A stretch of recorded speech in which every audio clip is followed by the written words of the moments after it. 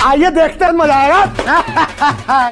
ओझा sir, सवाल ये है कि गमछा डाले हुए ओझा सर अब आम आदमी पार्टी की टोपी पहनेंगे, तो इतनी सारी पार्टियां थी, आम आदमी पार्टी क्यों? बदल। जी मैम, बिल्कुल।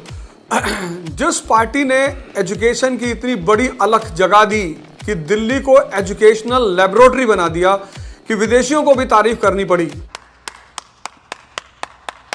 पहली चीज। और दूसरी चीज, इतना ससम्मान और प्रेम का निमंत्रण दिया, और वो भी इस आधार पे दिया कि हम चाहते हैं कि हमारी जो शिक्षा की विकास धारा है उसमें आप हमारे सहयोगी बने, तो फिर तो इधर आना ही था। ओझा सर हमारे साथ यहाँ पे स्टूडियो में हैं आशुतोष और हर्षवर्धन त्रिपाठी, वो भी आपसे सवाल पूछेंगे। आशुतोष जी। ओझा जी, भारतीय जनता पार्टी क्यों नहीं ज्वाइन किया आपने? आम आदमी पार्टी के बारे में पिछले दिनों जो खबरें हैं वो कोई बहुत अच्छी खबरें तो है नहीं। उनके नेता लगातार जेल में गए, 1.5 साल जेल में रहे।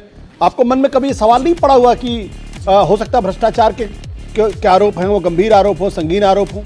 सर, जेल में तो नेल्सन मंडेला भी रहे, महात्मा गांधी भी रहे, और बड़े बड़े नेता रहे। पूरी हिस्ट्री जो भरी पड़ी है वो नेताओं के जेल जाने की हिस्ट्री भरी पड़ी है। तो जेल जाना मेरे ख्याल से ऐसा थोड़ी है कि जब तक जुडिशरी इस बात को निश्चित नहीं करती कि आदमी सही है या गलत है, तब तक तो हम उसे कुछ मान ही नहीं सकते। पर उनके खिलाफ, उन नेताओं के खिलाफ भ्रष्टाचार के आरोप नहीं थे, देशद्रोह के आरोप थे, सेडिशन के आरोप थे, अंग्रेजों से लड़ने के आरोप थे।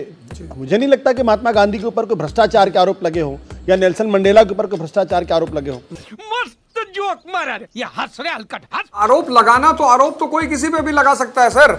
आज की दुनिया में आप आरोप अगर लगाना चाहें तो आप किसी के ऊपर भी लगा सकते हैं, लेकिन क्या जुडिशरी उस आरोप को मानती है?